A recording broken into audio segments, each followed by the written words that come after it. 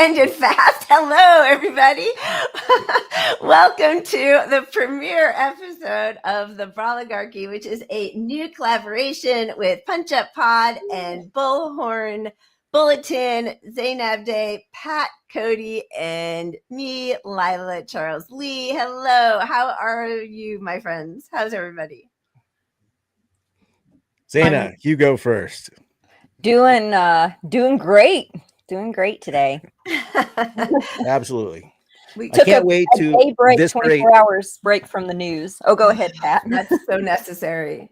I can't wait to eviscerate all these tech bros who we were just before we went on air, we were saying if they weren't rich, they'd all be incels. This is who they are.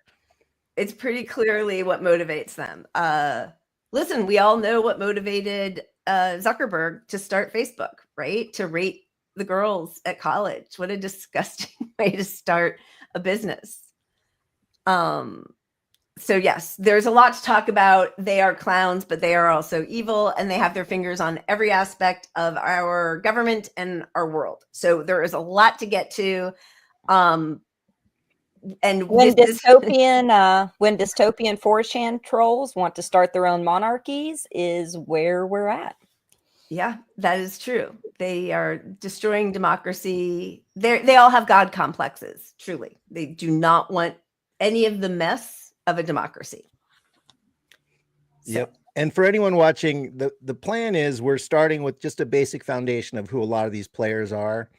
And as the series goes on, we're going to dig into different sections and focus on people closer and certain issues. But this is more of a broad overview tonight and laying out who some of the players are. Yeah. And, we're going to show a quick clip of what seemed to wake a lot of people up to the Broligarchy, which, that term was actually coined almost 2 decades ago, honestly. But just like pretty much everything else, Donald Trump ripped off the mask. So it's not that this is new that we're in an oligarchy, but the speed with which Trump is enacting so many of their policies and this sort of just brash, brazen way that he venerates these billionaires and has them sit behind him at the inauguration, closer even than his own cabinet, I think has made a lot of people realize how deep into this dystopia we really are. And throughout the series, we'll be discussing how the current Trump administration's plans, people always talk about Project 2025, but there's a tremendous amount of plans that are directly tied to these key players, from J.D. Vance's connection to people like Peter Theil, to a guy we're going to introduce you to, if you guys are unfamiliar with, Curtis Yarvin and his plans. Everything from gutting the government to company towns. Their plans are being accelerated by the Trump administration. And so we're going to dive into that, and we're watching it unfold in real time, them reaching their goals. So, we talk about the Christo nationalist often, and they're tied to these people somewhat, but these are plans that the media has essentially not really covered in the corporate media. And it is something that astonishes me that it's not on the news every single night. Absolutely. And if it feels like this is accelerating under Trump, that's actually part of the plan that we're going to get to. Accelerationism is built into dark enlightenment and some of these things people haven't really been talking about enough, which are strategies just like Project 25 that really do need some more coverage. Absolutely. Yep. All right. So this is a quick overview of Trump's Broligarchy. Did you ever think when you voted for President Trump that things were going to cost you more? I never thought I was going to lose this much money, this fast. The president says he doesn't care. Couldn't care less if they raise prices. The Trump cabinet has more billionaires than any in history. People are being laid off. Double the number of job losses. It's very hard to find a job right now. Largest one-day gain in the history of the Bloomberg Billionaires Index. I find that I do better in bad markets. The stock soars 21%. A small business like mine will be out of business before the end of the year. VA cuts already taking a toll on veterans' health care. Social Security offices are being closed. It's scary. If you are big tech CEOs who gave big, you are glad you did that. Largest tax cuts, which go to the wealthiest 0.1%. Everyone's lost how much money in their 401k and he's golfing? Destroying people's lives for no reason. He made $2.5 billion today and he made $900 million.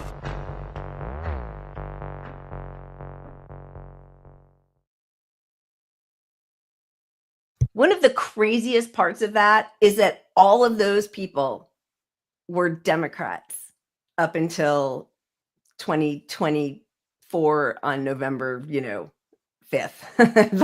I mean, like they just kind of started seeing the light and where their bread was going to be buttered. Yeah, they love to play both sides, don't they? And we'll also be covering, and this will be later on in the show, later on in the series, but the Democrats are on board with a lot of this nonsense too. They just have their own neoliberal branding of it. Yeah. So. Yeah. And like who gave Elon Musk 60% of all the satellites that are orbiting our universe was under Obama. Probably one person shouldn't have that much ability to look into all of our data, right? All right, so let's talk about, should we start talking about the plan, the praxis, where it started, or where do you want to start with this? I think that's good. Like we can, a lot of the people that we are going to be discussing today, some of the names you've heard of, some of them you may not have, are involved with this plan called Praxis. And it's basically a cult. I mean, I think it's a cult, but it's like a billionaire cult. And their aims are to start these little countries, their own countries, where they rule over everyone. And we'll be getting into more of that later. But we wanted to start it off with some of this, you guys checking out this website. So who are the folks that are behind it? Peter Thiel, who owns Palantir. And what else does he own, Lila? There's a lot of different. Oh, yeah. I mean, he has his hands in everything. He was part of the PayPal mafia, a huge supporter of JD Vance. And he's actually one of the few who was a Republican and a Donald Trump supporter back in his first regime in 2016, unlike the other ones who are converts. Right. And he's also involved. Oh, go ahead, Patrick. He's heavily involved in AI now, as well as software. All the major intelligence, every three-lettered intelligence group pays Peter Thiel. Yeah. Yeah. And there's also, and Lila just told me this before the show, but Patrick Friedman, the grandson of Milton Friedman, who had this idea to create his own countries out in the ocean, like build these islands where they have their own like libertarian anarcho-capitalist like wet dreamscape, right? And then there's Srinivasan, who we'll be talking about, who wrote the book Network State, which is a lot of what they're basing this off of. So and there's others that are involved as well, but those are some of the major players, and they have more than $500 billion of venture capitalists that are trying to invest in, so $500 billion they're trying to invest in this. So about Praxis, we wanted you to hear some of the weird language because it's very creepy. It's like a religion almost. It's very culty. It does have a religious bent to it. They all kind of think of themselves as philosopher kings. And as you start to listen to their interviews go on more than just a minute, you hear them making up facts and philosophies, co-opting sometimes revolutionary language, but Praxis it always itself comes back. Sorry, say it again. Well, just the word praxis, choosing that is such an adoption of leftist ideology. Yeah. The liberty. And what they really want liberty from is government regulation. One of the reasons I think that, like Bitcoin or cryptocurrency, the way they try to discipline labor by shutting down unions, they try to discipline government, the US government, by creating their own currency, right? So like they want to operate outside of any sort of democratic consensus. So their first thing was to create these network states that were outside the bounds of the US.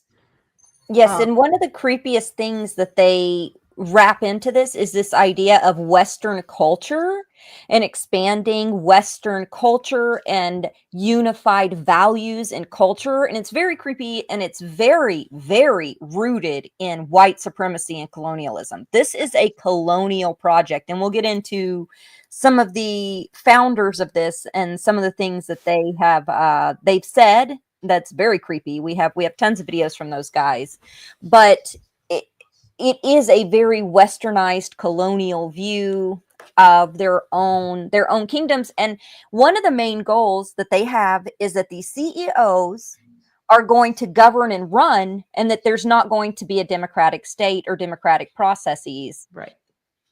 They don't believe in democracy or mess, which is why, it always reminds me of philanthropy, where the same people who have destroyed our world and reaped or stolen all of our labor and wealth and resources then try to whitewash their reputations by giving crumbs back as philanthropy. But when you take a step back and you're like, well, why are people homeless? Why don't people have health care? Why? It's because of the exact same people who are making their money off of depriving all of us from basic human dignity. So it's a lot of the same thing. Like, now that they've destroyed our world, and they are all very aware of the environmental damage that they've done and the poverty that they have ensured would happen, their first thing, Musk's big thing was he wants to go to Mars. And now that seems less and less likely to happen soon, then it's these network states. And now they're just trying to take over actually local towns. But so it did start with these network states. So do you want, so I'll just read you this little blurb, and then we can scroll through this Praxis website. Network states are supercharged internet communities that seek statehood, building economies, institutions, culture, and even cities. While early crypto adoption relied on speculative investment, future growth lies in practical applications, where network states use on-chain infrastructure to manage property, currency, contracts, and more. The next wave of crypto adoption on the path to crypto civilization requires crypto infrastructure's integration into the core function of society. Network states provide the path. Do you want to take it? The acceleration zones. Do you want me to read that? Yeah, go ahead. It's like a Passover. We're gonna each take a question. Go ahead. A new type of special economic zone that accelerates technological process in the service of national priorities by attracting technologies and developing an institutional and regulatory structure that unlocks technological development. So they want to have these states where they can have these massive AI installations and massive development that we know degrades the environment and is extremely dangerous to the environment. Where do you think they're going to place these projects, such as their huge AI installations that are going to drain water, that are going to pollute? What part of town are they going to put those in? And then what part of town are they? It's like Metropolis, if you guys have ever seen that movie from the 20s and the 30s, where they have this grand vision of where the rich people live, but then the poor people are going to be over here in these areas working. Artificial intelligence, of course, building scaled power and data centers, along with permissive model regulation. So permissive models. So anything goes in this hellscape. No regulation. Of course, the whole that's really what it comes down to. It's a big plan to destabilize all of our existing systems and structure and save money by not financing any public assistance for anyone on any level. And they're going to start doing it in zones where it's allowed, but then it will become for everybody as well. And they see these groups see they want accelerationism because it gives them an excuse to get rid of the regulation and just make more money, is what it comes down to. But they see the biggest enemy of that is progress. They think we need to go back. It's a whole rolling back to when there were no rules. That's the most important thing that comes first in this system for them. Even past the robber baron age, which was, the Gilded Age. They want to take us back further than that. They're talking about feudalistic states during the Dark Ages where there was a hyper caste system. We already know we have a caste system. We already know we're in this, but the reason this is so alarming, and I hear a lot of people always say, well, we're already doing all of this stuff. Not exactly. This is what we were already doing, but in hyperdrive with zero protections at a level that's just unimaginable. And there is definitely a nihilism to all of this. Like transhumanism, they are, and that's the sort of religious aspect of it. They fully know that they've destroyed the world, and they are accelerating the end times in their own version of the end times, where we are somehow, or they are, merged with AI to become like the Ubermensch. I mean, it's very like Nietzsche. They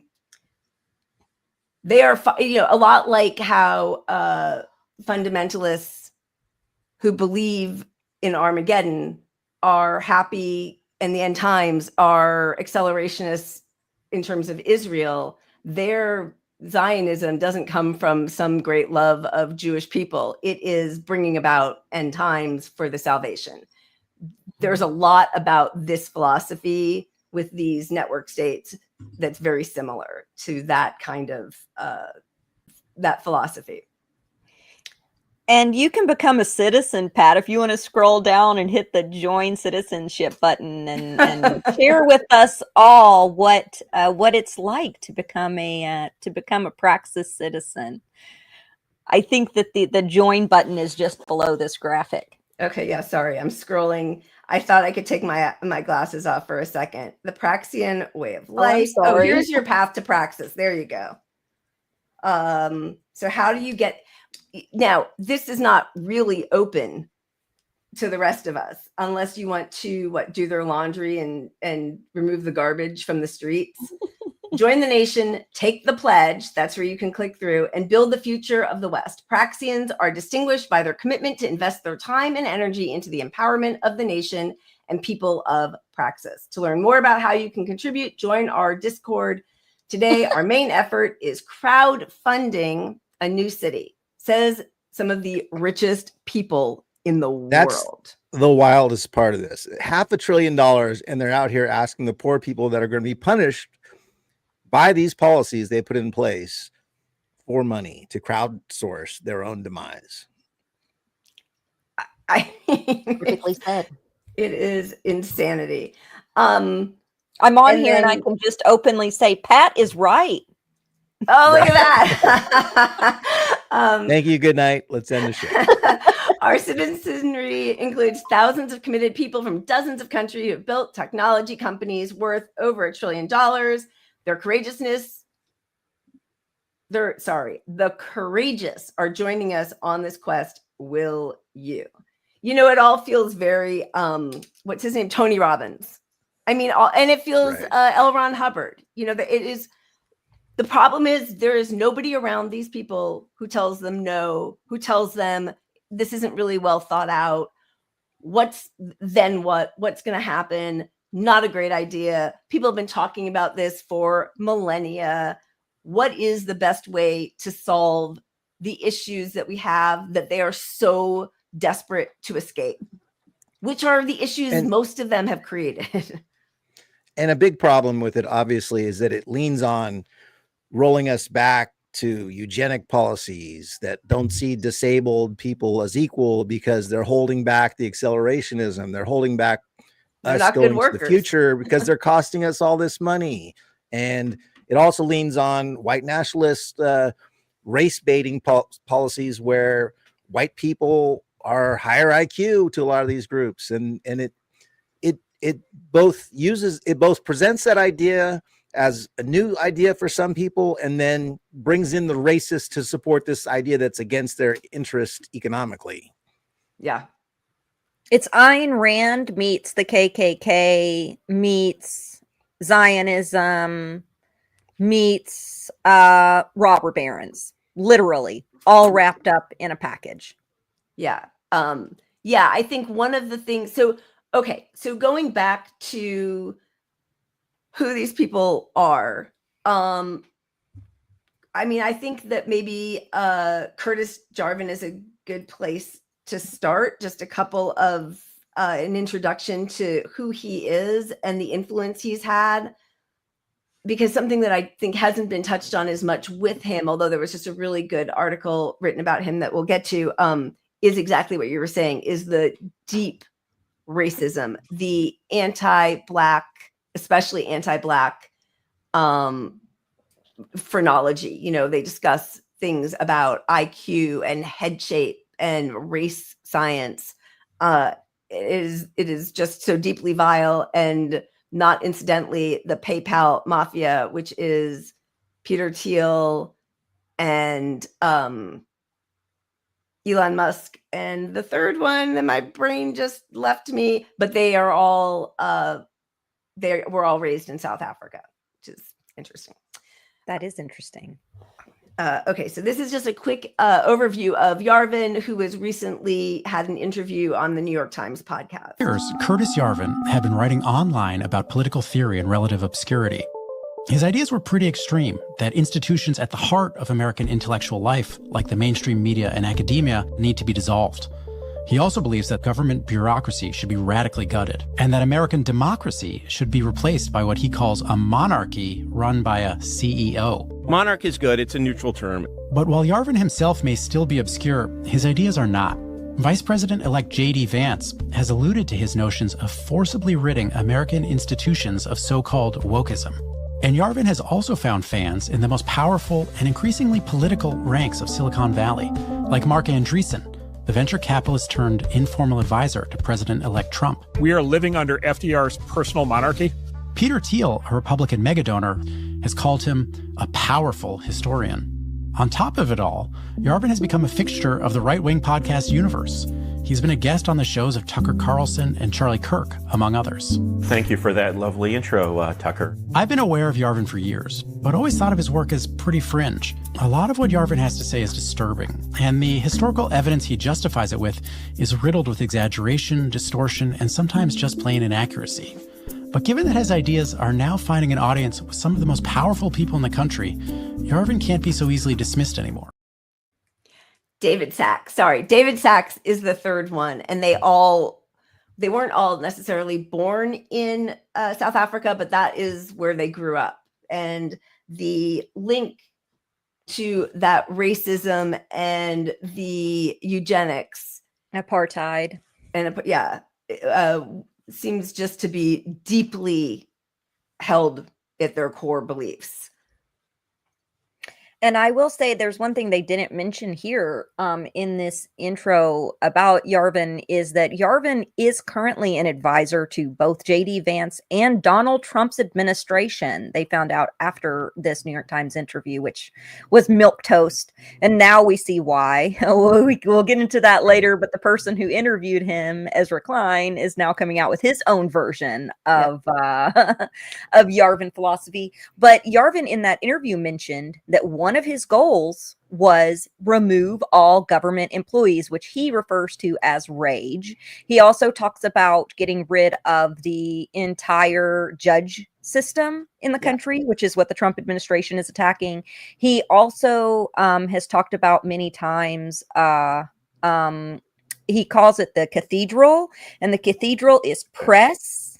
It's the judicial system, and it is college and universities. So everything Trump is attacking right now that we think is under the umbrella of Christian nationalism, which it is in part, directly ties to Theil and Yarvin and Sonarison's visions.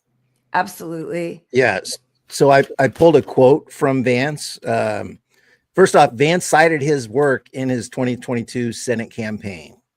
So he brought up Yarvin directly. but he had in this interview, he said, Vance said Trump should fire every single mid-level bureaucrat, every civil servant in the administrative state, and replace them with our people. And when the courts stop you, stand before the country and say, the Chief Justice has made his ruling, now let him enforce it.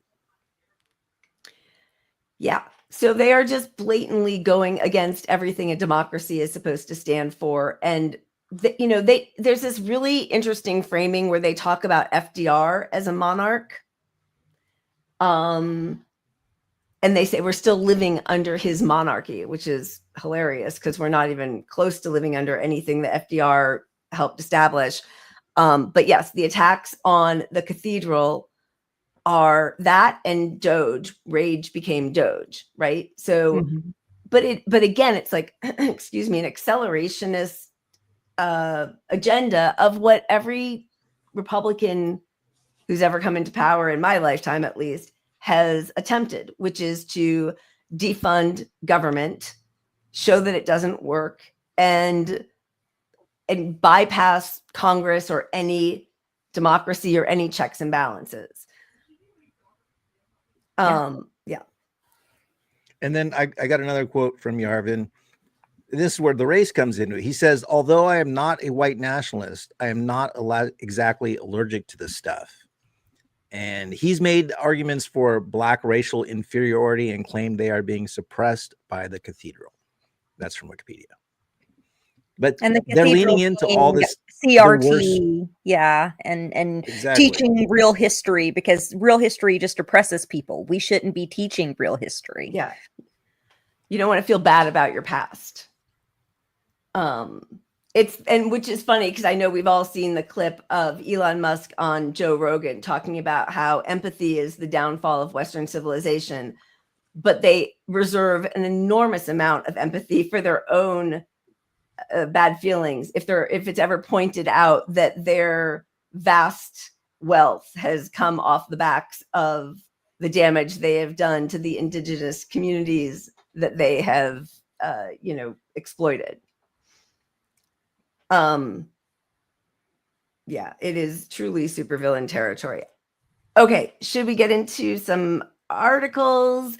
Sorry, there are three of us now putting all of our research into one place, so we're kind of having to tag team it here.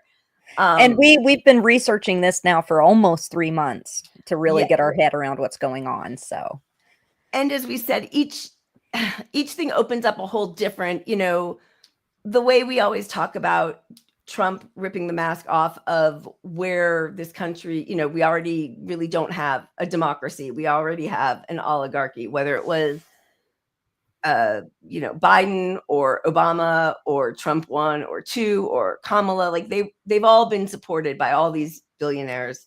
But I think that the other thing is the way the colonial aspect and the genocide in Gaza is a model for what they want to bring back here. And as we've talked about, like cop cities are modeled after little Gazas, where IDF soldiers are trained on how to, obliterate Palestinians.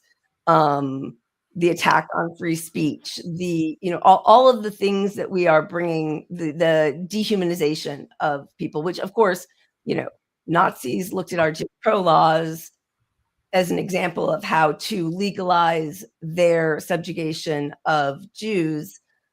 But all of these white supremacist colonial powers feed off of each other. Mm-hmm. I think one thing that we could do, I think you're absolutely right, and that made me think of something. One thing that we could do is that we could share a clip from Balaji next, and maybe show the quotes from his network state, since we just talked about Praxis. Praxis was born out of Balaji Srinivasan's book that he wrote about 7 or 8 years ago. Self-published, yeah. That was called The Network State, which he refers to as he's referred to recently as techno-Zionism, and which has nothing to do with the Jewish faith whatsoever. He's talking about the infrastructure of Israel, not anything to do with like a faith-based state, other than, the transhumanism and the white supremacy that we had mentioned.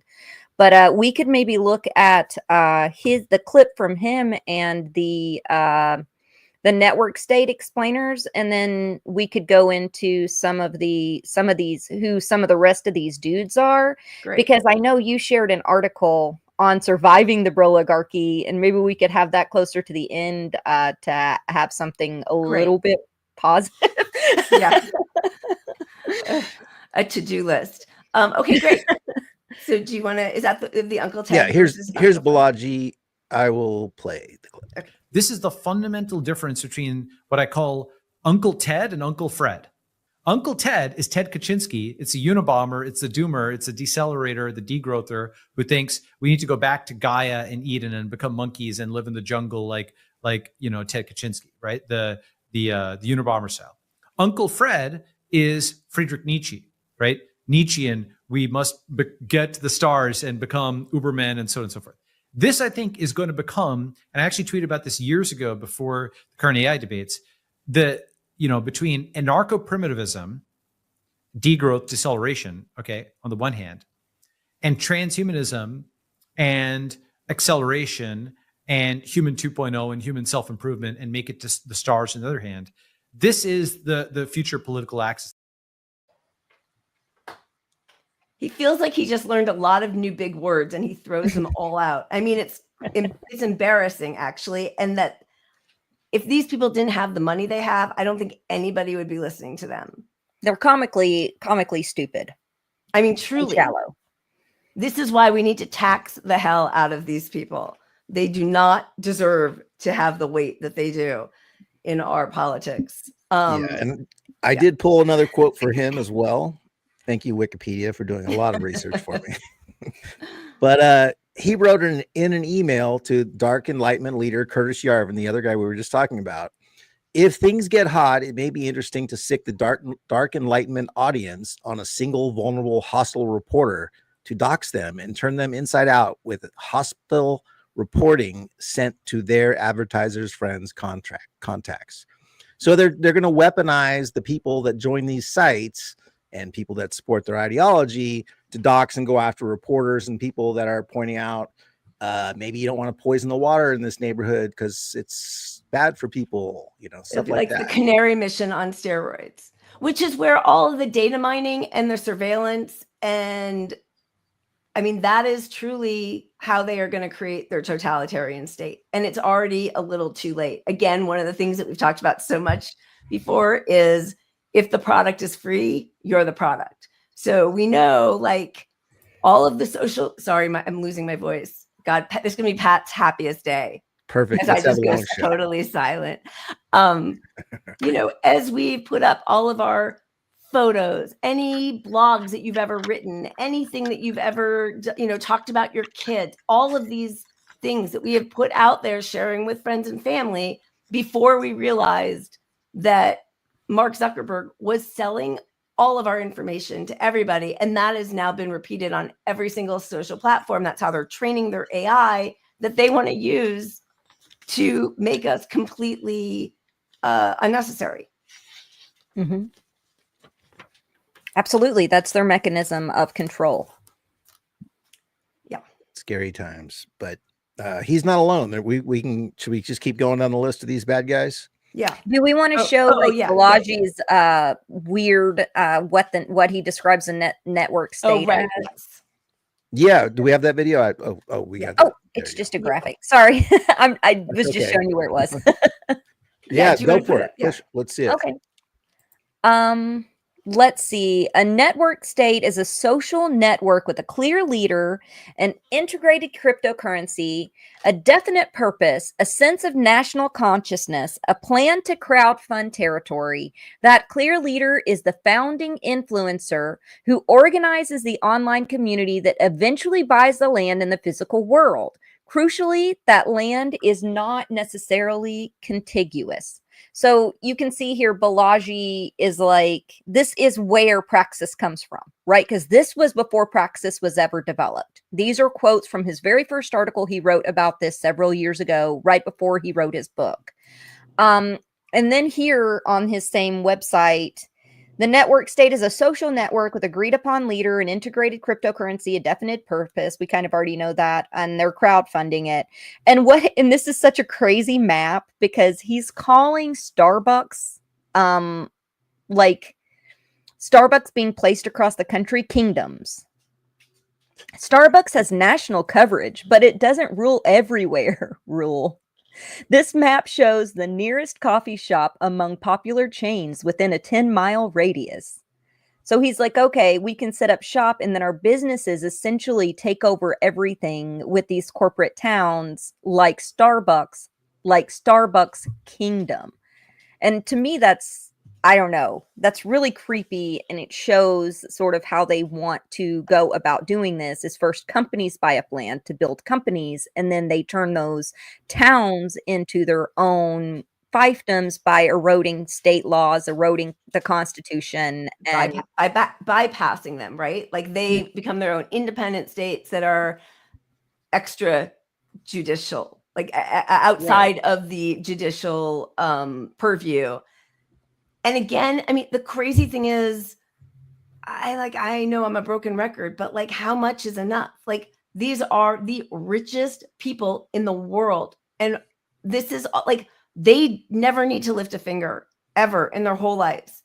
They could be taxed at 90%. They still would not be able to spend all the money they have. And it still isn't enough. And so all of this is just about more control and more money.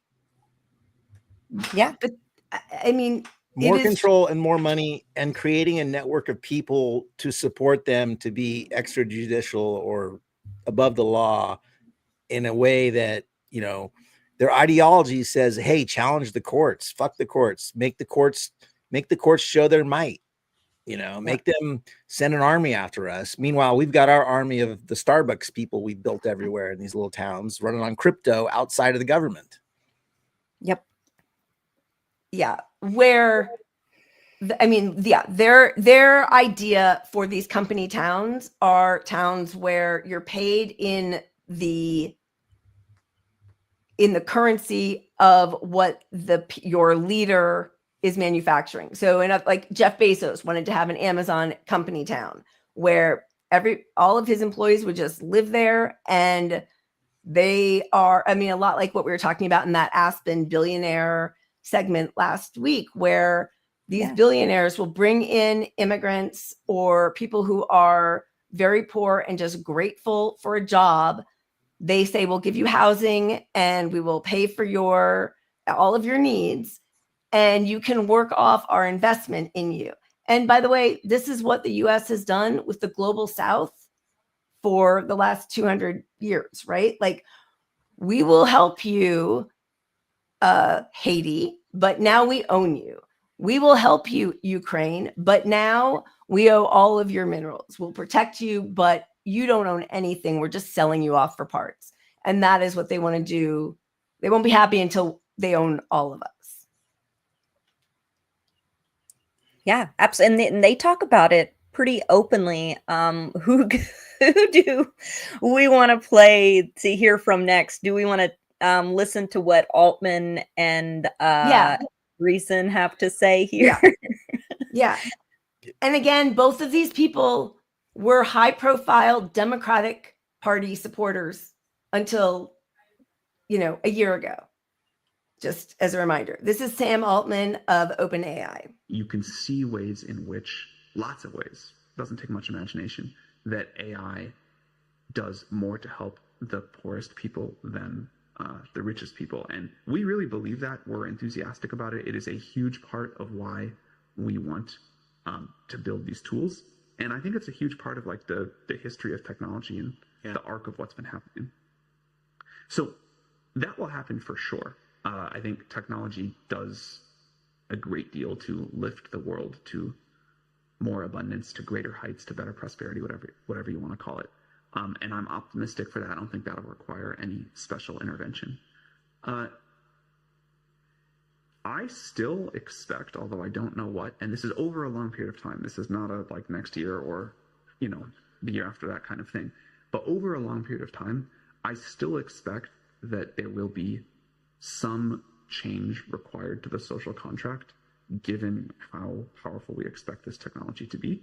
I'm not a believer that there won't be any jobs. I think we always find new things to do, but I do think like the whole structure of society itself will, be up for some degree of debate and reconfiguration.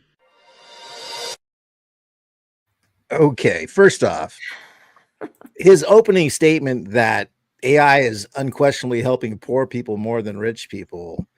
I mean, that is the most absurd thing I've ever heard. First off, the poorest people don't even have access to AI or computers. So that's out the talk about globally. That's ridiculous. And the jobs that are getting displaced are, between robotics and AI, poor people are not benefiting from AI. Poor people, what can they do with AI? They can make funny memes about Elon Musk or, and then they're banned from Twitter. That's it. It's not solving anything. It's not eliminating the stove and all the hours laboring in the kitchen cooking food or something. It's not doing anything. It's taking their job, their receptionist job, their whatever job. Their paralegal jobs are going to be disappearing entirely. It's stealing their labor, it's stealing any creativity they have, and it's stealing all their data. But the whole idea of effective altruism, and he was one of them, as was Bankman-Fried, was instead of going into a profession like a nonprofit and trying to help people that way, don't be burdened by what has been. Don't be burdened by the repulsive level of exploitation of the career you go into, hedge fund managing or selling Bitcoin or being a stockbroker or whatever the fuck. Don't be embarrassed by that. Make tons of money, and then you'll be able to give money to all those nonprofits. That's effective altruism. Take away the shame of doing the job, again, that by its very nature destroys society, and then give some pittance to these nonprofits to try to salvage your reputation and show that you actually do have some noblesse oblige. And they're not even doing that. I mean, Sam Altman was like, we're going to have open AI. It's going to be completely open to the public, open source. And now it's like, oh, we're going to close it off. We're going to use it for Palantir. Maybe. Yep. There's a little bit of a rift between the two, but they're starting to work together now. And we're going to monetize it. So they started off with this whole vision of how it was all altruistic. It was going to be open source. It was going to be for everybody, right? And then as soon as it became profitable for them, they zipped that up very quickly. And just got huge government contracts for it. Huge, which is why they destroy the very bureaus of investigation that would be looking into them or trying to have some oversight, while they just steal all of our money. Yeah, and we have a clip from Mark Andreessen, who he helped establish Silicon Venture Capital. So he, in a sense, he helped to build Silicon Valley. He developed one of the first ever web browsers that are similar to we use today. He helped Google Mosaic. Yeah. This guy, he comes in and he tells us, no, there's not going to be any jobs left after AI except for venture capitalism. And do you guys want to play the clip from that? Every great venture capitalist.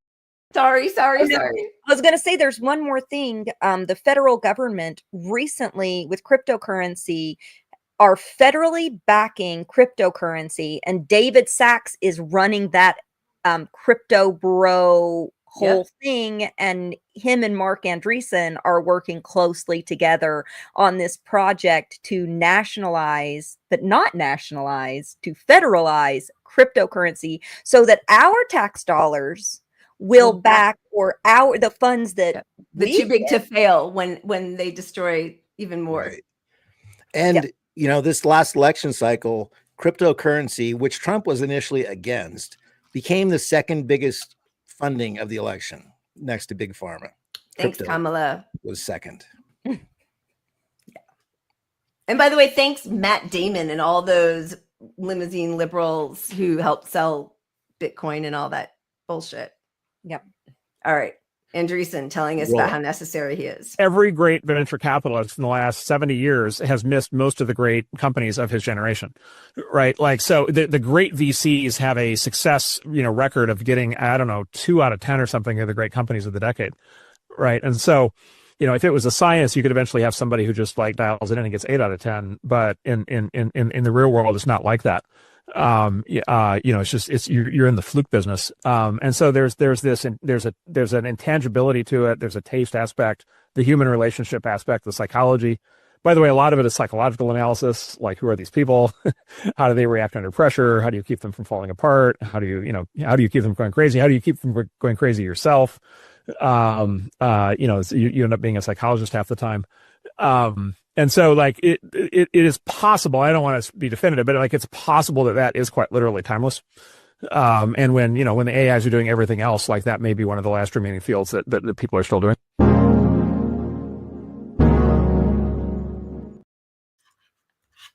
I mean, the chutzpah to think that, what did he say? They have a 2 out of 10 success rate. They're playing with the house's money. They have billions of dollars, whether a business goes up or down. If it goes down, they will declare bankruptcy. They'll sell it off for parts. But he thinks that his psychoanalysis of what makes a business work is the only vocation that will... It's a true art and not a science like anything else, or else, sorry, you could put AI on it and replace that job. That's job could be replaced by AI much more efficiently than anything I can think of. It's the worst job in the world too, because it is eating up and spitting out small businesses. It is stock trading to the max, and it's the reason we had people like the person from WeWork and I forget, Elizabeth Holmes and people like that, where their businesses ended up bringing in, being worth $1 billion, but it's completely a scam. Venture capitalism is the most bullshit job ever. And he's like, the only job that's going to be left is mine. It's my job. My job will still be valuable. And these are the bastards out there right now trying to tell us that, we should get rid of copyright law. Well, why? Because they could fund a business and eat up all these other businesses. But there's some little rules and regulations of, we did not invent any of this stuff, and this other company did, that are stopping them from making a couple extra billion. Yeah. Jack, of former Twitter, Jack and Elon Musk were having a little lovey exchange about how we had to get rid of all the IP laws. Pesky copyright laws. Yeah. Steal it all. Yeah. Steal it all. Steal our creativity and our souls and our, all of it. Yeah. Next, who do we want to move down to? Next, we could play that short 18-second clip from Howard Lutnick, the Commerce Secretary, about where we'll all be working before we move on to maybe Ellison. Yeah. All right. We could move on to, we could just go down kind of the order that y'all have. Good. Yeah. Okay, good. Yeah. So this is Howard Lutnick talking about all of our futures when Trump brings jobs back. It's time to train people not to do the jobs of the past, but to do the great jobs of the future. This is the new model where you work in these kind of plants for the rest of your life, and your kids work here and your grandkids work here. We let the auto plants go overseas. Right now, none of that makes sense. Factories they're not going to be lifetime jobs, when factory jobs are the ones that can be replaced by robotics the easiest. So they're selling bullshit with all this. And also, they're selling what they tried to sell us in Appalachia about dying in the mines is actually great. If you die at 60 from black lung, you did your duty to the country, and now your grandson's going to come in and mine the coal, and then your grandson's going to come in and mine the coal. It's like, is that the American dream, that our kids and our kids' kids and our kids' kids' kids' kids work in the factories for these billionaires so that they can pay us slave labor wages and we have no benefits or anything else? Is that the American dream? That is their American dream. Yes, that's the problem. It's theirs. Crush unions. Americans. They have just gutted OSHA, so no protections for labor, no safety precautions, no health care. Like, the reason that the American middle class grew post World War II is because there was a heavy investment into the social safety net and social welfare programs. They don't want to do any of that. They just want to bring all the factory labor back here so that it doesn't ruin their supply chain issues.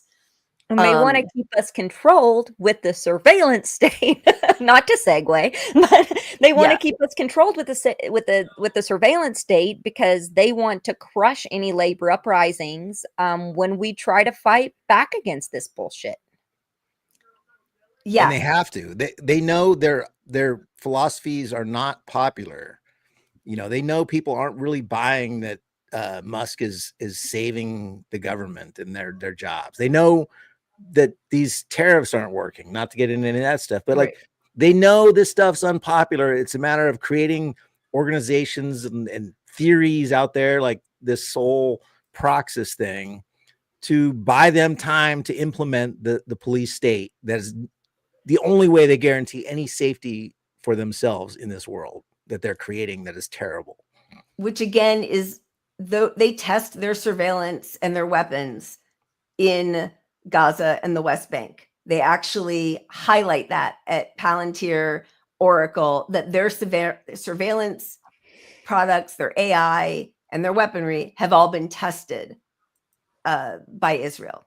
That's a selling point for these people. So this is Ellison, who's the head of Oracle, talking about the surveillance state. The police will be on their best behavior because we're constantly watching and recording everything that's going on. Citizens will be on their best behavior because we're constantly recording and reporting everything that's going on. And it's unimpeachable. The cars have cameras on them. I think we have a squad car here someplace. But those kind of applications using AI, if we can use AI, and we're using AI to monitor the video. So if that altercation that occurred in Memphis, the chief of police would be immediately notified. It's not people that are looking at those cameras. It's AI that's looking at the camera. No. You can't do this. It would be like a shooting. That's going to be immediately, that's going to be an event that's immediately, an alarm is going to go off. It's going to be, and we're going to have supervision. In other words, every police officer is going to be supervised at all times. And the supervision will, and if there's a problem, AI will report the problem and report it to the appropriate person, whether it's the sheriff or the chief or whomever we need to take control of the situation. We have, same thing. We have drones. We just, if there's something going on in a shopping center, and I'll stop, a drone goes out there, get there way faster than a police car. There's no reason for, by the way, high-speed chases. You shouldn't have high-speed chases between cars. You just have a drone follow the car. I mean, it's very, very simple. And the new generation of autonomous drones.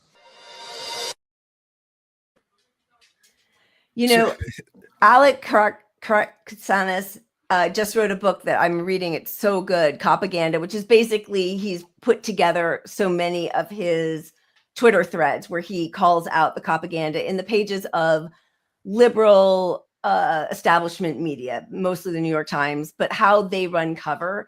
And one of the correlations he has made is that every time cops are caught doing something, it is almost always a liberal leader of a city who coordinates with cops saying what we really need is more surveillance of the cops. We need more body body cameras and all those sorts of things. But those are always turned against the citizens. They never work to increase actual reform of cops' behavior. And so, they've made it so that, surveillance will protect us, but it's always used against us. Sorry, go ahead, Pat. And they're what he's trying to do there is sell the benefit of, hey, maybe this will help with the police problem, so that he can get some leftists on board with this ideology. But in reality, if you have AI watching these things, AI costs money. So they're going to selectively implement the AI, and the AI is going to be trained. Well, people that look poor are much more likely to commit crimes. Yep. So we need to be watching the poor people more. And study after study shows that AI has racial bias built into it because it's created by people who are racist. And racist. Yes, of course. So the effect of all this is going to be more police, more of a surveillance state for poor people and people of color. And it's less important if you watch, like, white collar crimes aren't going to be caught by cameras. Yeah. So, it's just like the guy who takes you stole some diapers. Well, we got that on camera. It's $50 billion of wage theft. That's not going to, nobody's going to look into that. They're not going to be looking at, people that are doing insider trading, right, or worker exploitation. And also, one of the things that I found startling is what he was describing, and part of that was pre-crime. Basically, like Minority Report pre-crime. Totally. Like, oh, this person looks suspicious. This thing looks suspicious. We'll get a drone down there to like monitor them and stop it. So a guy walking down a street, like a Trayvon Martin in a hood, is a drone now going to, follow that person instead of like a John Fetterman following a black guy in his neighborhood? Is it going to be a drone, And they're selling us on basically weaponized drones in the future because the cops can't get there fast enough. It's too risky to the cops, and they'll have to drive fast to get to the house. And, AI can make the call on this thing right away and send a drone. And then AI can also make a call on weaponizing, that's where we're going. We know this. I mean, look what Obama did with the drones. 90% civilian target rate. And it was sold as something that was going to make our soldiers safer and take away the human, like only the US militants are human, not the people in the Middle East, but any danger towards them. And they are so playing on everyone's fear. And there's never a discussion of what the consequence is of trying to make everything perfectly safe, which is impossible, which takes away everything that makes this country, or supposed to make this country, or what we aspire in this country, our civil liberties, our freedom of speech, our freedom of protest. They want, we think all the time about how, like, when we go to an airport and you have to take off your shoes and take out your, you can't bring a bottle of water. You have to pour all of that because of one person who had, the shoe guy, and, nobody can wear a mask where COVID is still rampant, right? So like they choose which things that they want to make us scared about, and then they profit off of that. It is an enormous money-making venture for them. And half the time they're creating the problems that they try to convince us are going to end civilization and only they can fix. And they're already doing it now, because I know we've got 3 clips here. One of them is how they're talking about using surveillance right now through Doge, and 2 others illustrate very well that they are utilizing this technology right now in the West Bank and Gaza. Israel has been a testing ground for Palantir, and they have been utilizing this technology right now. They're already doing this. They're already using this technology, and they're about to bring it to the States is the next step. And I think before we show the video, I think the the transition period to AI, where it's not very effective, it's not good, it's making a lot of mistakes. It's a feature, not a bug. And I think they're doing that in Israel. They use AI as cover to kill a lot of people. AI decided to do this thing kind of. And if you look at all these praxis and the network state and what they want to do here in the US, putting fear in people is a big part of the goal ultimately. And so when AI makes all these mistakes, that's okay to them, because that's also benefiting the state they want to create. That's so right. I think that translates. That's a lesson to me that I'm getting from Israel. They're going to bring it here. It's going to be flawed, and they're going to love it that it's flawed. Yeah. Good point. Are you roll it? Who's got the video? Which exact one are you showing? Yeah, Zainab, you've joined the group. I'll get it. I'll get it. Let's watch the Doge one first, and then we can watch what Karp has to say, because those I feel like tie in directly with each other. Because I think the people who are working with Musk and Trump think that they're protected, and they are not protected. Absolutely, absolutely. And the voters think that they're working for them when they're working against them right now. Yeah.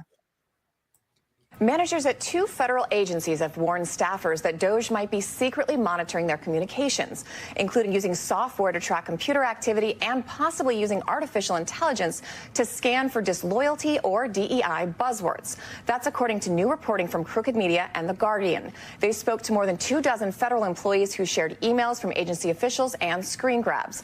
Anxiety and fear are running rampant among federal employees, in part because some of them have been told that Doge is monitoring their workplace, whether that be with artificial intelligence or just snooping on by whom? Their managers at these at least 2 agencies that they are being monitored secretly in meetings. One of the things that the managers are warning employees about is they need to be careful with what they're talking about, because they shouldn't criticize Trump or Elon Musk or Doge, and to be really cautious about what they're saying.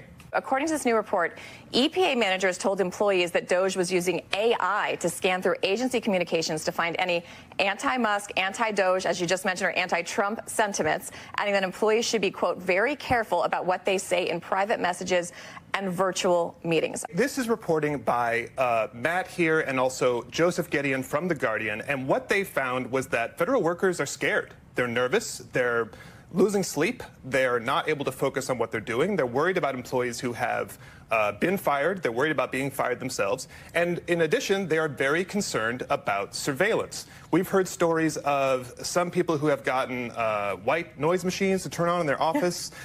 We've heard stories about people going into an office break room to turn on the faucet. Kind of like out of a spy movie, like get in the shower so we can have a conversation. It's like old school Cold War stuff. Right. Except this is not the KGB. This is the Trump administration. Yeah.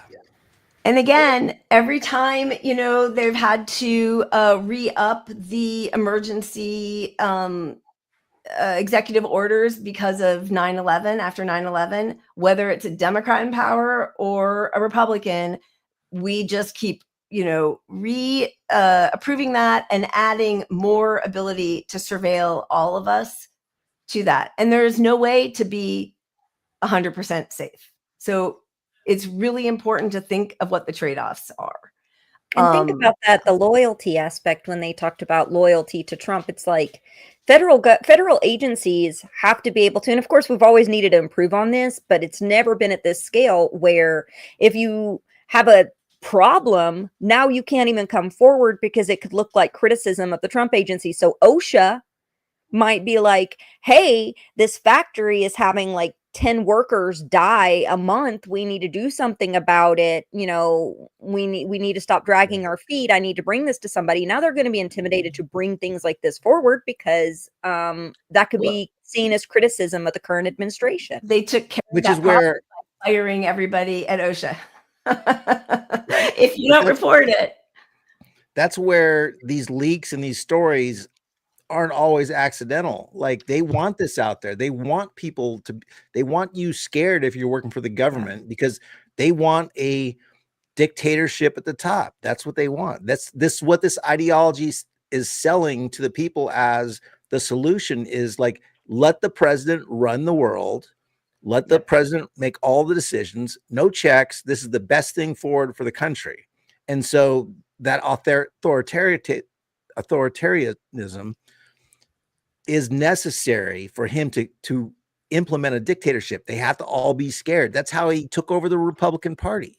And now these billionaires are in his ear saying, we have to take all regulation away, and we have to not care what the courts say. We have to not and we want everyone scared, because that's how we gain our power. We just keep them scared. Which also, and sorry, I know I'm always the one to go back to Democrats, but Obama prosecuted more whistleblowers and journalists than any president before him.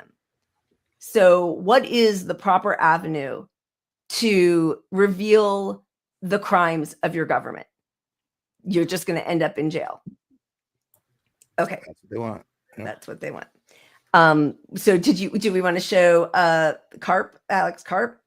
Yeah, and maybe for folks that don't know who he is what, the CEO of Palantir? Palantir, right? Yeah. And thought of himself as a big liberal supporter of Democrats until just 2024. Jen Psaki was a partner at Palantir for a long time. Yeah.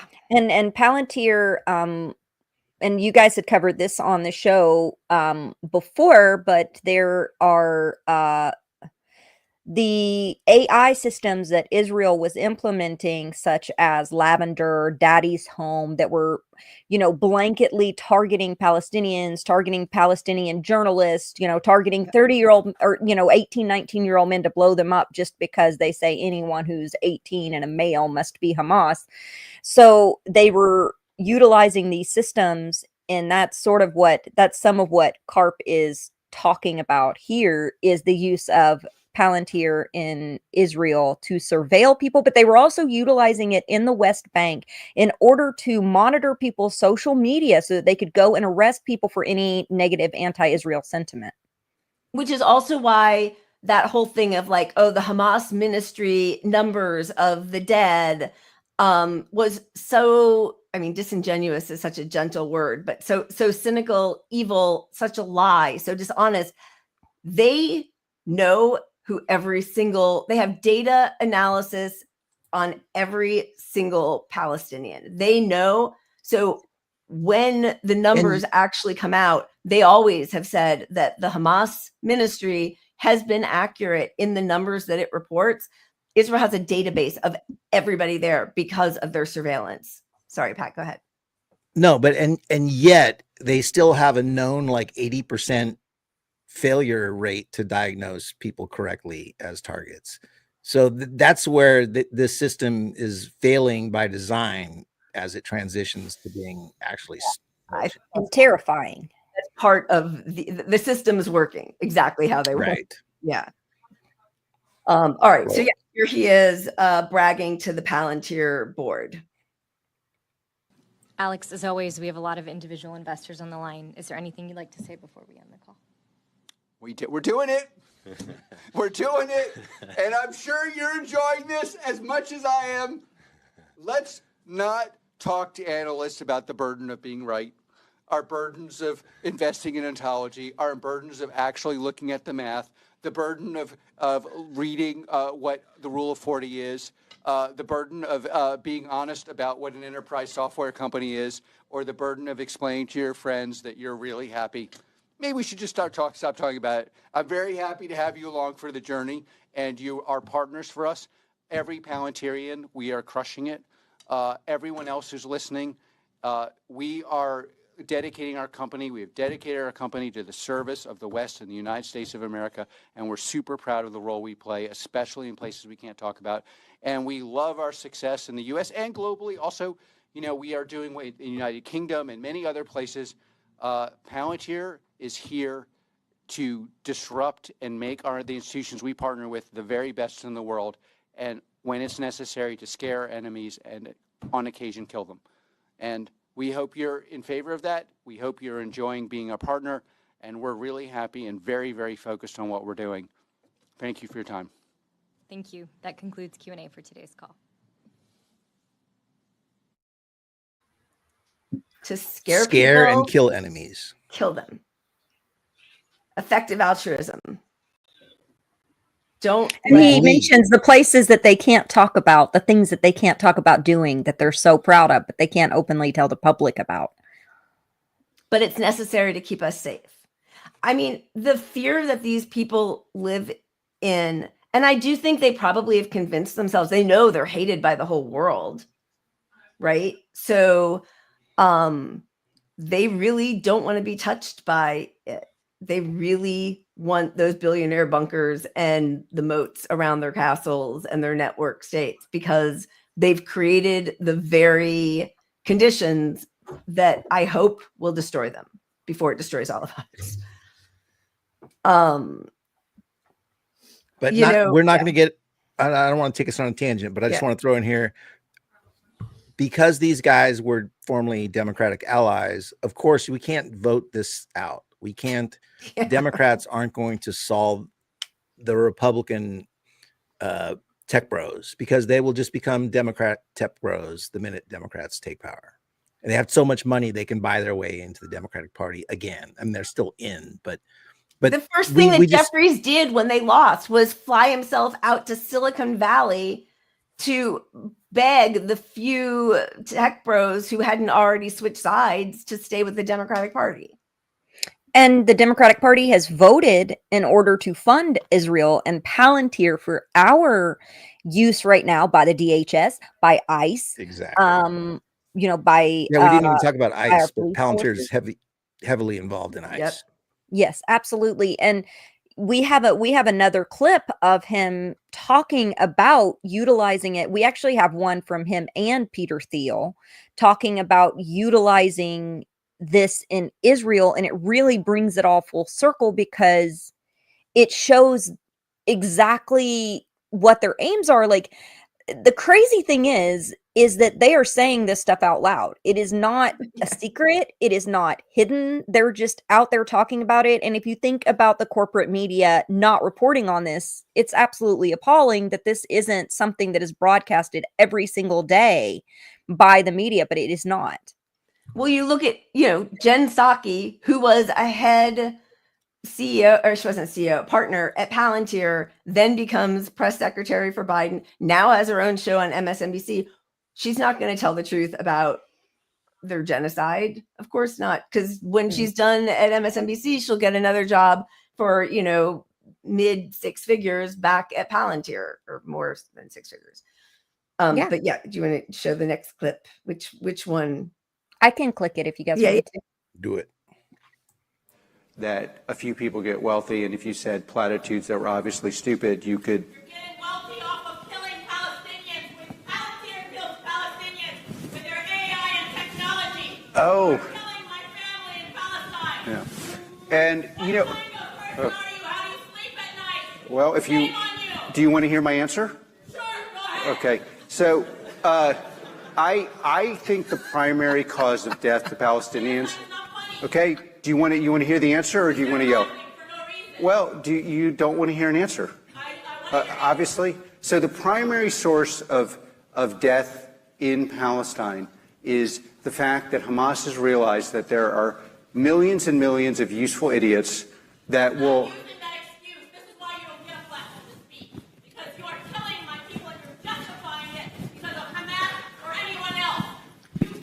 Can we get security up there?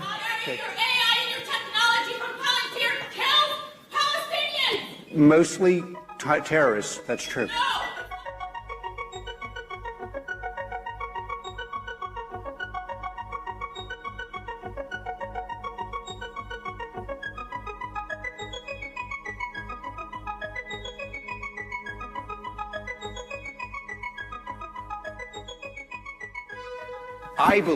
She believes I'm evil. I believe she's an unwitting product of an evil force, Hamas. That she unwittingly is part of their strategy, that she is a product. And the most important thing, arguably, in the book, or what Palantir, or what you could learn, is do not become a product of an ideology that sounds sensible. They really do just love huffing their own farts. They're just the most disgusting people saying bullshit that sounds impressive with a few big words while they are committing genocide. Here's the thing. There's only two possible answers here. AI and Palantir's AI is terrible, which is why there's so many innocent civilians killed, or it's intentional and evil, which is why so many civilians are killed. So there's no justifiable like way we should be continue into funding these AI projects, especially on our society. Like you're gonna do it here too, because you're saying it's failing. I mean, if it's a great AI system, you don't have the most civilian deaths in history because you're targeting so well. And they've changed the definition. Clearly. That's the thing. It's all pre-crime. Just the way Nazis said that about Jews. Nazis said Jewish babies will grow up to kill us if we don't kill them first because of what we're doing to their families. They see every Palestinian is born a terrorist. They've made sure of it. Like, I don't know who's watching their phone for the past year and a half who doesn't want to join with Hamas at this point, right? Like, how could you not? They are ensuring that the whole world hates them.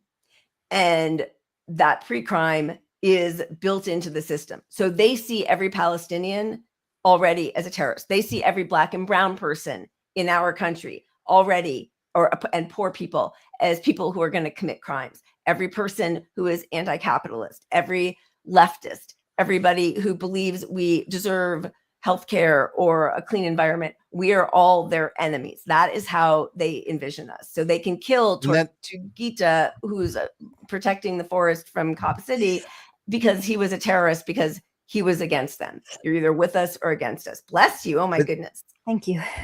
But that is why they have to lean in so heavily into white supremacy and eugenics ideology and theories like Yarvin, which they've all embraced, of this great replacement theory, and that they need this stuff to prop up all these evils. They need a big segment of society to believe in the eugenics piece to make any of this sort of hang on, or it just falls apart. Like once you start realizing maybe the brown people aren't so bad, it changes. Well, they don't need all of us to do these jobs. They only need a portion of us. Yep. So what are they going to do with the rest of us? To have their little utopias, their little cities. Yeah. I mean, they might as well start building the hamster treadmills for us to power their fucking AI or something, because that's what we're left with. Yeah. Yeah. And we do have, do you guys want to play that other clip from Theil on this? We're going to talk kind of about Theil's philosophy too, but I think that, did you guys want to play his one clip about Israel specifically, since it goes hand in hand? Yeah. With, sure. Yeah. And are you going to? Yeah, I'm sure most people know who Peter Thiel is, so we probably don't have to do an introduction of who he is. Got it. This is the Israel AI clip. So what do you think about the use of artificial intelligence, or lavender, by the IDF in identifying Hamas targets? And secondly, do you agree with Elon Musk about that the population decline is a risk for humanity?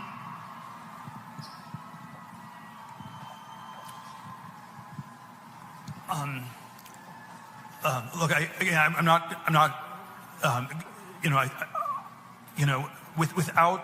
without going into all the I'm not on top of all the details of what's going on in Israel, because my bias is to defer to Israel. It's not for us to second guess everything, and I believe that broadly the IDF gets to decide what it wants to do, and that they're broadly in the right, and that's sort of the perspective I come back to. And if I fall into the trap of arguing you on every detailed point, I would actually be conceding the broader issue that the Middle East should be micromanaged from Cambridge, and I think that's just simply absurd. And so I'm not going to concede that point. And what was the other? God, I definitely need a translation. What the hell is he even saying? Yeah. Well, I'll translate. I'm making a lot of money with the Nazis, And it's not for me to judge what the Nazis are doing, because I gotta blankly think they're right, because I'm getting rich off it. So and I don't think, I mean, I do think they believe that Palestinians are terrorists. I think they think that everybody who's not with them is against them. I do think that they have that simple a mindset, which is, I think sleeping at night really requires important. they adopt that belief Yeah. at some point. But I don't know that they started with it. But now, with all that we know, how do you sleep at night if you're getting rich off of all that? You have to think they're just bad people. And which is why he mumbled through that the entire time. Not to say he has any conscience, right? But he was struggling to find the ways to in public to say what he really thinks in public, right? Mm-hmm. Yeah. Yeah, he was struggling to find the ways to justify not answering any single question about any of it, because he knows he doesn't have a winning argument or answer to any single thing she could have asked specifically. And I think that was, it's funny because it always does come back to, I think that was at Harvard, right? Because he says, well, we can't make these decisions from Cambridge. And there is this sort of, on the right, idea of, ending the woke virus that they compare to Nazism. I mean, it's just also convoluted as Zainab, as you were saying earlier, of the cathedral, right? Like it's the woke mind of liberalism with a capital L, because certainly it's been very clear, I mean, for decades, but in the last 18 months, that none of these higher institutions is at all small L liberal. They are all on board with genocide, with their hedge fund managers, with their huge donors suppressing speech and calling, cops in to bash the heads of their students and faculty who are protesting a genocide that they're invested in. But he still can't help himself but get in a dig at elite institutions.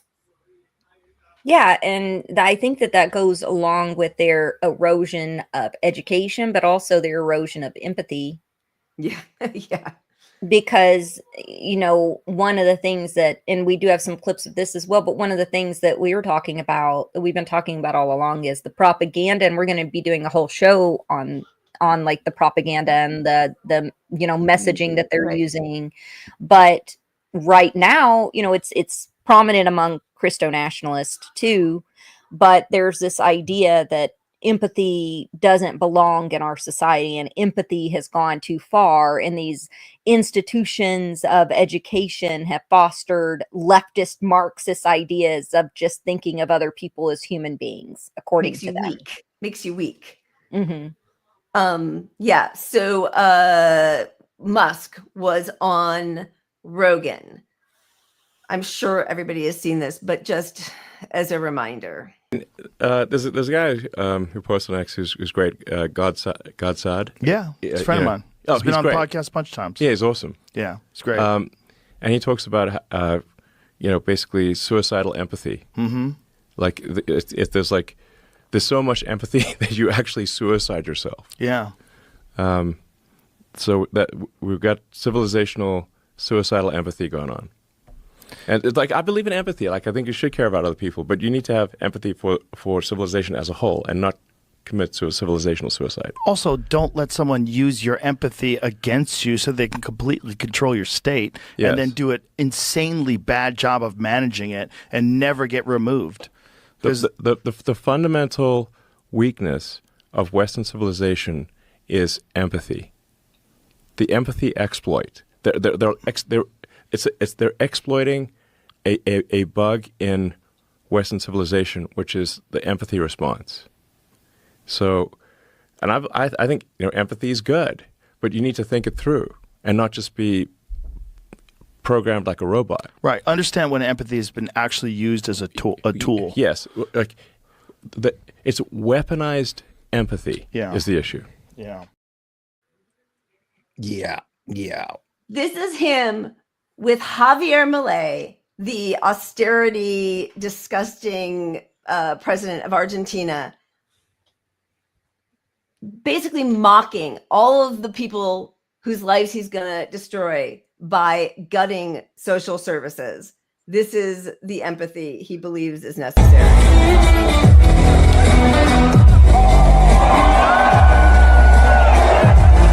This is the chainsaw for bureaucracy. Chainsaw.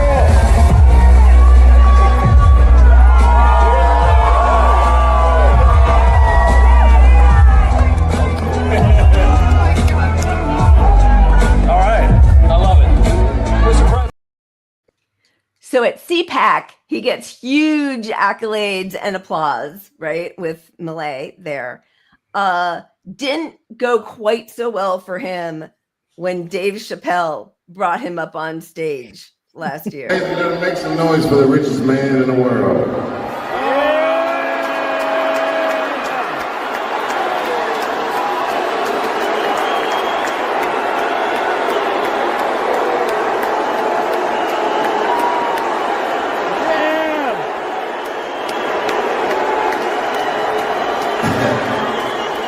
Cheers and booze, I see.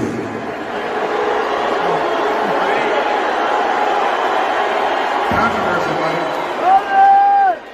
It sounds like some of them people you fired are in the audience. All those people are booing, and I'm just pointing out the obvious. They have terrible seats, and I understand. All coming from way up there at the last minute. Now I'm playing it is blue.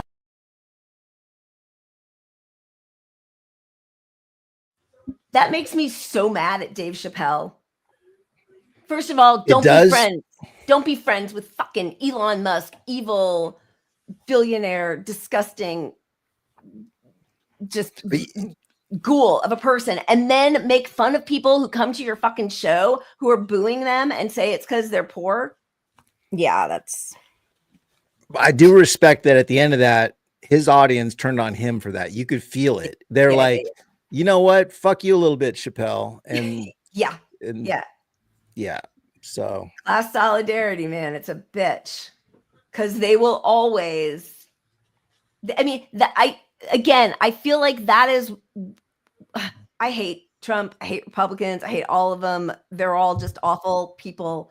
But the one good part about Trump and the accelerationism and the brazen way he throws all of this in all of our faces is it has just ripped off the Band-Aid. And this is our government. It has been an oligarchy for quite some time. It has been a bipartisan project to enable this level of income inequality and the total takeover of their CEO pals. I will say it's ripped it off, but it just looks like a Musk problem to the public because the media isn't covering all of this and all of these people. You're and right. that this project continues. Yeah. The second Trump is gone. I mean, the fact that Vance was in on this before Trump tells us we need to be very afraid of this. This is not Vance didn't adopt Trump's wacky policies on eugenics and dismantling and Doge. Yeah. He Vance was being mentored by Yarvin long ago. He was pushing Yarvin before Trump even knew he existed. Yeah. And he was friends with Balaji. Peter Thiel funded his campaign in Ohio to the tune of what was $3 million or something insane he gave to his race up there. Yep. The billionaires funded his race in Ohio to booster him. They funded Hillbilly Elegy, which was a bunch of bullshit and wasn't even true half of the book, so that they could paint him as some like poor Appalachian from a county over from me, which his grandparents were, but he is not.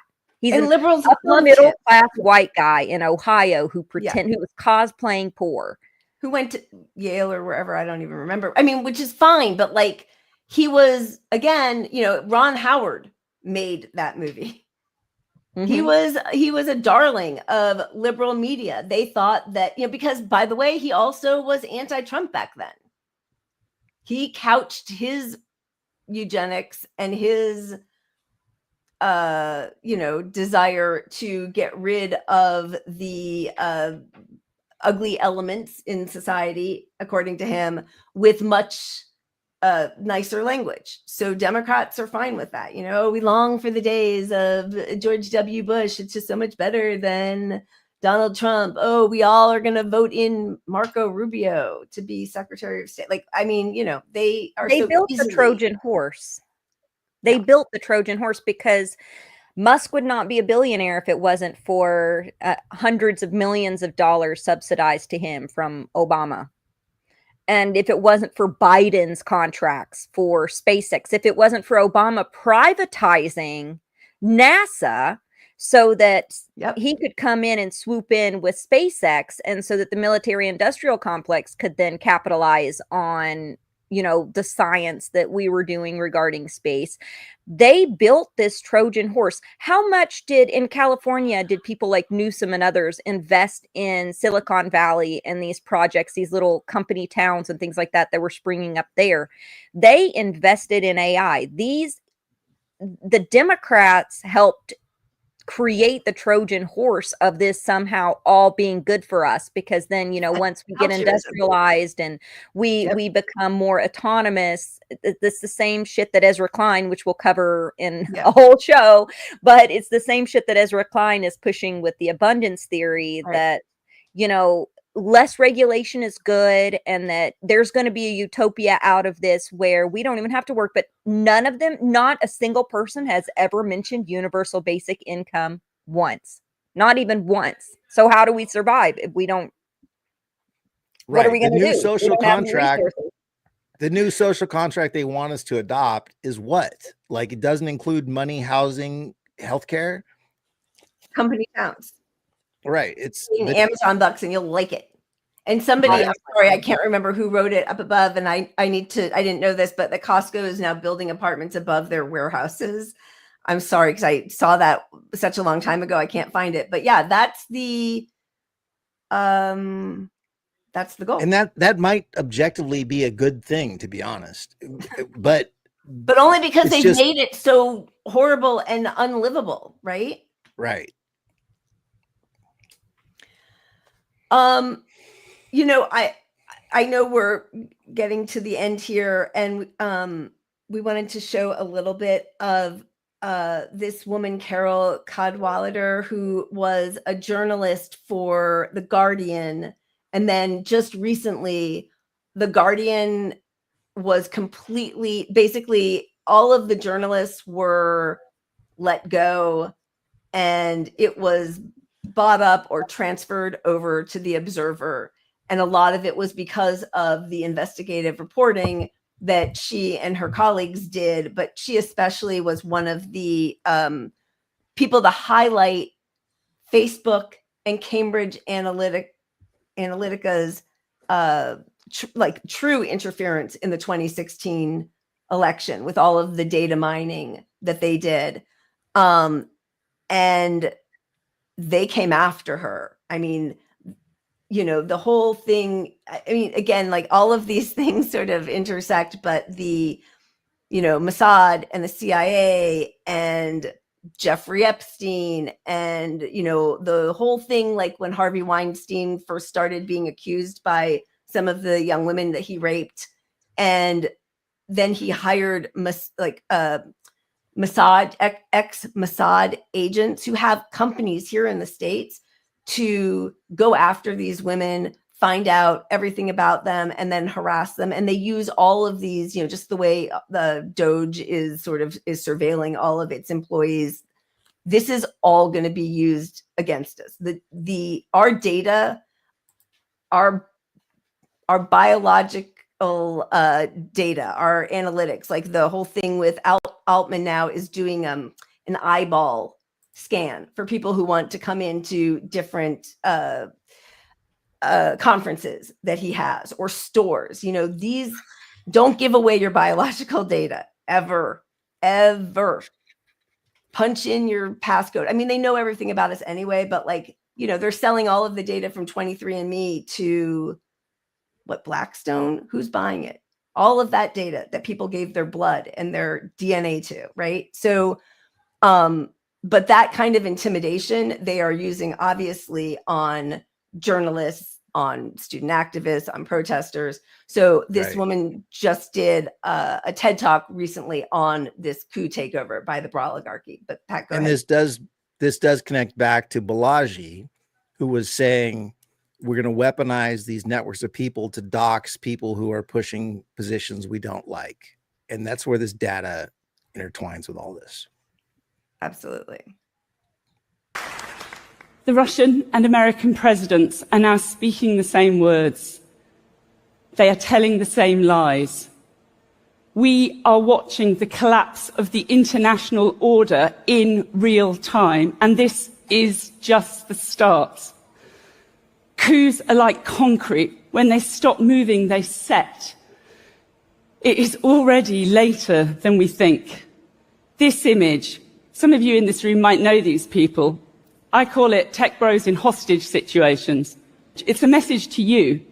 This is Putin's playbook. He allows a business elite to make untold riches in exchange for absolute loyalty. Some people are calling this oligarchy, but it's actually bigger than that. These are global platforms. It's broligarchy. And it has to start with naming it. It's a coup. I know you probably don't want to hear that, and especially here. Sorry, I was just typing out her name, Carol Cadwal. Oh my God, I'm going to say it wrong. We all were. Cadwalader. Oh, we're all writing it. All three of us typed it. That's so funny. go ahead. So, I bristle a little bit because there's always this like Putin's puppet kind of thing. It feels very like, liberal BS, because meanwhile, Ukraine, we know, is also an oligarchy that's incredibly corrupt, which is not to take anything away from, the despotism or the corruption of Putin, but like to act like Putin's the only person who's ever known how to, preside over his own oligarchy. But I do think the coup is already here, but it didn't start with Trump. I think that's really important. And I know we all know that, but I think, the more people can disabuse themselves of the notion that, oh, we get rid of Trump, he's the anomaly. No, he's just a byproduct of this system that they are all part of. Right, because there's nothing to prevent these same people from buying the next people. And they're already 3 steps ahead of us buying the next people on both parties. True. Yeah. And, did we want to go over the article first that she had, any of the Survive the Brolarchy stuff? But there are 2 news stories. Well, one news story that explains where the purchasing of Greenland came from. Yeah. And then Musk just yesterday started his first company, Town. So yeah, why don't you want to do that before we get to her? Yeah. Sorry. Sure. Well, I know we don't. I think we should save the Survive the Broligarchy stuff for later, because it's a lot to get into, and let's just keep setting it up as much as we can. But the Greenland story is really telling to me. Yeah, that could actually be. Sorry, guys, we're also trying to figure out. There's just we have so much material. It's insane. But the news is coming at us every day too, right? As they're implementing these plans, so we get sometimes a new glimpse. We're constantly texting each other with new glimpses into how this is unfolding with executive orders and everything else in real time. So we've been constantly adding to what we're going to have in our next 10-part series, because sadly this is rolling out at such an accelerated and insane pace, and it's all tied to what we've been telling you about today with the broligarchy, but it is happening in real time. So we're still wrapping our heads around how to organize it, and we probably will continue to, because it's so much stuff that is just all at one time. Yeah, it's pretty overwhelming. Okay, did you want to show the Greenland stuff? Oh yeah. Okay, so so this is an article from November of 2024. Praxis founder Dylan Brown says he pitched politicians on building charter city in Greenland. Praxis, the project looking to build a network state, has reportedly made a bid to buy Greenland. Project founder Dryden Brown has said on X Tuesday the idea of creating a sovereign territories, which we already kind of told you what that was. But they said if the attempt sounds eerily similar to Donald Trump's overture to buy Greenland in 2019 during his first admin, it's because Brown says that it was his inspiration. Like Trump, Brown said he is attracted to the island's abundant natural resources and geopolitically strategic location. In short, it's the perfect place to create a new city. And then they go on to say, for some context, I'm building a crypto native country called Praxis Nation with a network of people who founded companies worth more than 400 billion. We are scouting for physical territory to build our first city. Praxis is among a lineage of projects looking to create a new breakaway nations and cities. While there's a long history of so-called micronations from Grand Duchy to, I don't even know how to pronounce that, Flandricenus in Antarctica. Sorry, guys, I butchered that. And then they go on to say, yeah, there's some other little countries that exist. So we're going to build our own network state. So that shows us Trump didn't just pull Greenland out of thin air. It is part of this stupid Praxis monarchical system that they want to do. So this was back in November before he had even announced it, right? Because that kind of came out of nowhere for everyone. This is where it came from. And again, like it all ties back into colonialism, right? I mean, that's the whole thing. Go ahead. Sorry. Well, it just shows you how all of this is intersecting right now. And, you know, when you have groupthink, that's one thing, but this is groupthink led by the most narcissistic, evil sociopaths running the planet. And they're putting all this stuff in place, and we're putting it on as just like Trump's crazy shit. And it's not, it's actually part of a bigger plan, which is really fucking evil. And, you know, it's going to harm our economy, the world's economy. The rich are going to get exponentially richer. Poor people's programs. We're letting the richest man on earth cut all the social programs in our country like it's no fucking big deal. And there needs to be something other than electoral politics to solve this. Yeah. And you know, in Texas, and this is happening in California under Democrats, under Newsom too. There's about 4 projects for company towns happening in California right now. And if you guys don't know the history of company towns, script towns in Appalachia, Colorado, those places, we'll be digging into that more when we dig into the places where this is actually happening. But you guys should look that up, because company towns used to have you pay with coal script, and they're looking at, and script was everything you bought in that town, from your groceries to your housing, went directly to the owners, kind of like the story Amazon you guys did last. Yeah, exactly. That you did last week about Trump. Aspen, and about how Trump treats migrants, right? Migrant workers as basically slave laborers and indentured servants. That's what they're planning to do nationally. And the currency is going to be cryptocurrency. And then everything you buy is that meme coin, basically their meme coin you buy everything with.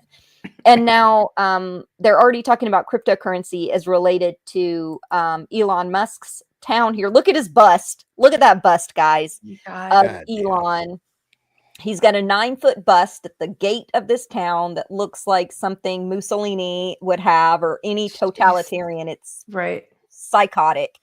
But this says, what's happening here is incredible, said Kit Frederick, an Oregon resident who bought a nearby plot of undeveloped land, recently enticed by proximity to space flight. Someday, every state in the union is going to want something like this.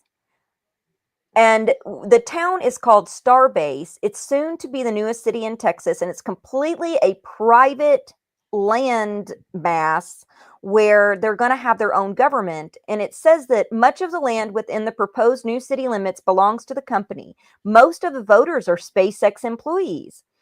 Gunnar Milburn, SpaceX security manager, was listed as the town's first potential mayor. His name has since been replaced by Robert Peden, a vice president at SpaceX. 2 other employees, the engineering manager and the senior director of environmental health and safety, would serve as city commissioners. As the case nationally, Musk would serve as an unelected overseer, an unelected king of his own little fiefdom. Yeah, and you got company towns, cop cities, crypto, surveillance state. So you go work for this company, they're watching everything you do, they're listening to everything you do. You don't want to lose your job. You're going to vote the right way, right? Because it's going to benefit the company, it's going to benefit Elon. And if you don't, well, the cop cities, they're onto you. You're a thought police felon, you know, because you're thinking about forming a union. Holy shit, straight to fucking jail. And that's literally what we're looking at here, happening as a trial bubble, and people are just letting it happen. Not only that, they have spent decades promoting this guy like he's some, you know, Ubermensch. Like, this is the Wall Street Journal, putting him as the thinker, the guy who just wants to be a dictator of his own town and exploit workers and steal all their resources. And as you know, you were saying, like, they always put these towns, the data mining, the data centers that they use up all the water, they pollute the air, they put them in the poorest communities. And you know why they're building that town? Because the 2 towns that he built Starlink in and the town that he currently has SpaceX in are trying to push him out because they have been polluting their shores and have caused economic devastation, literal economic devastation to those towns.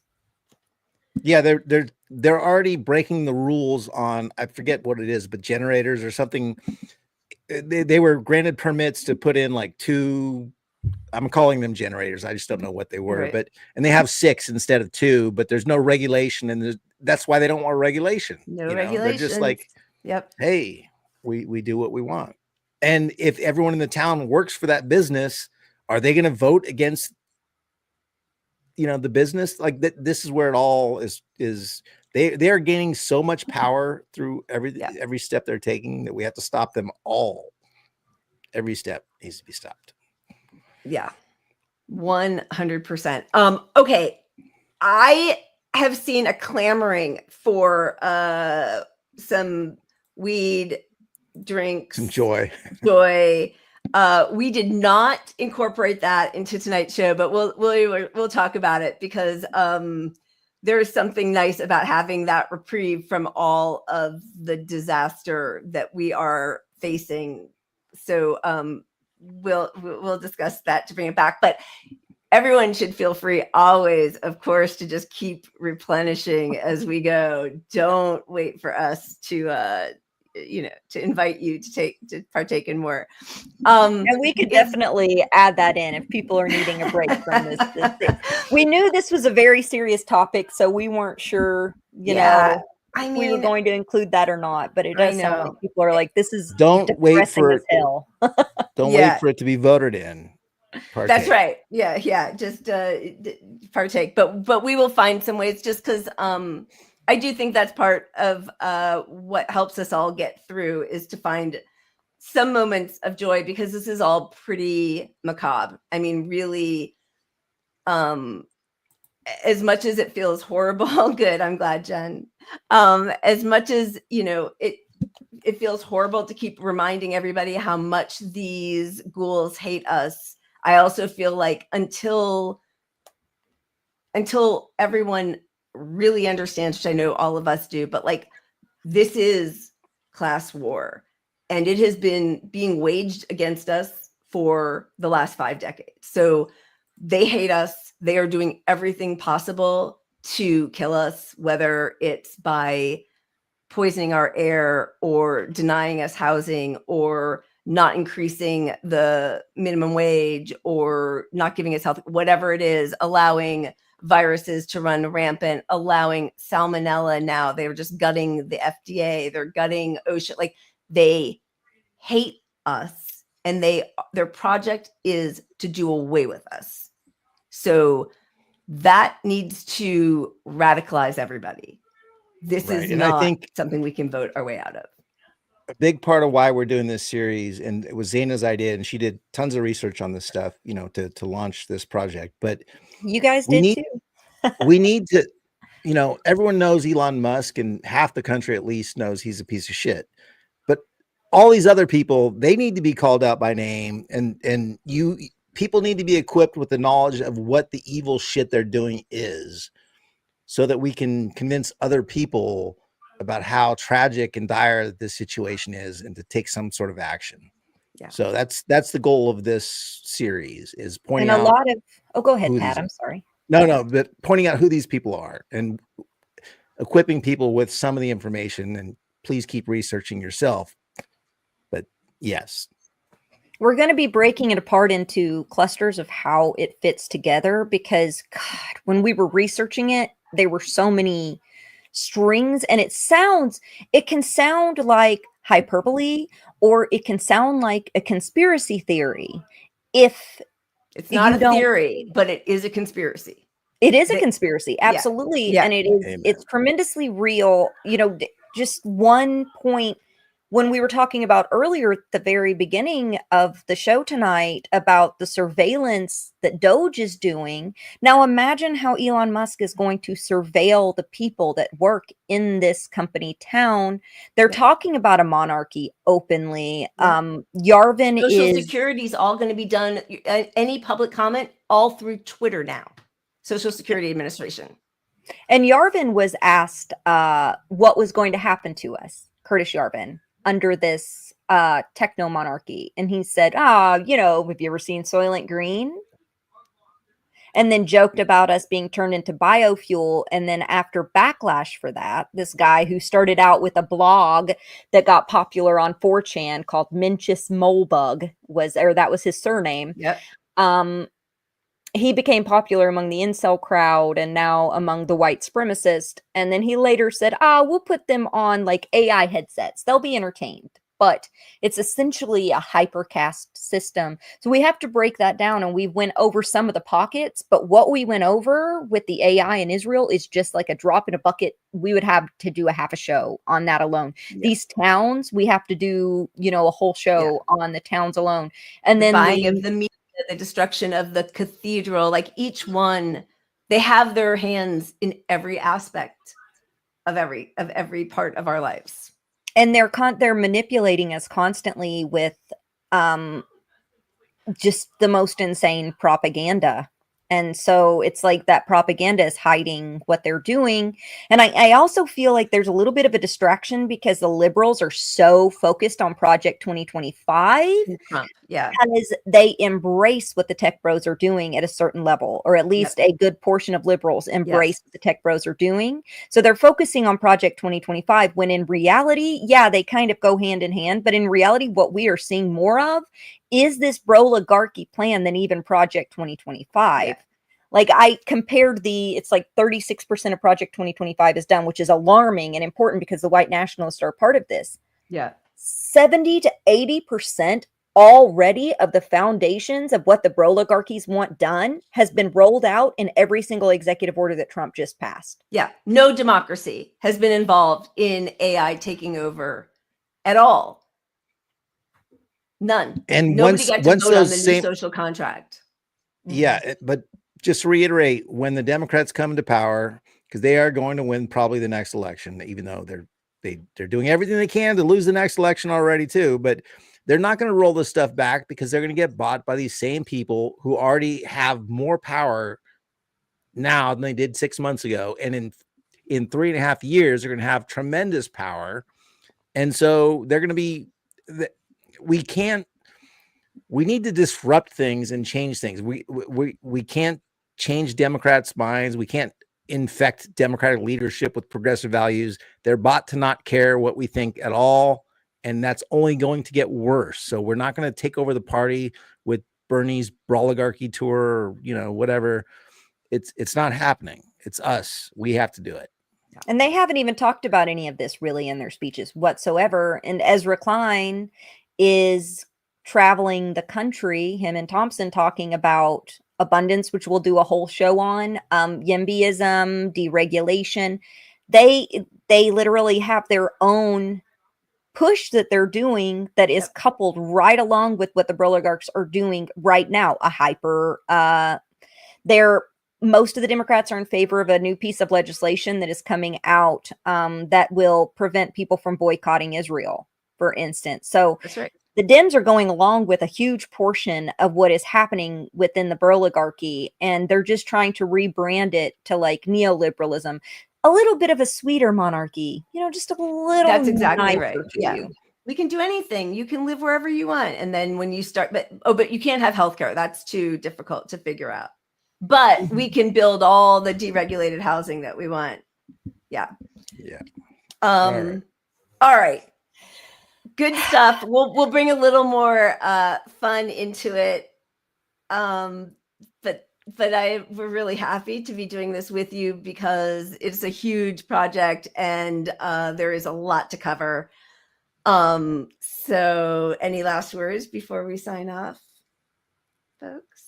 Just remember that these people aren't stupid, because we keep hearing how stupid the Trump administration is, how stupid Elon Musk is. These people are not stupid. Right. They are narcissistic people with a plan, and they are just playing at stupid so that it looks like it's incompetence.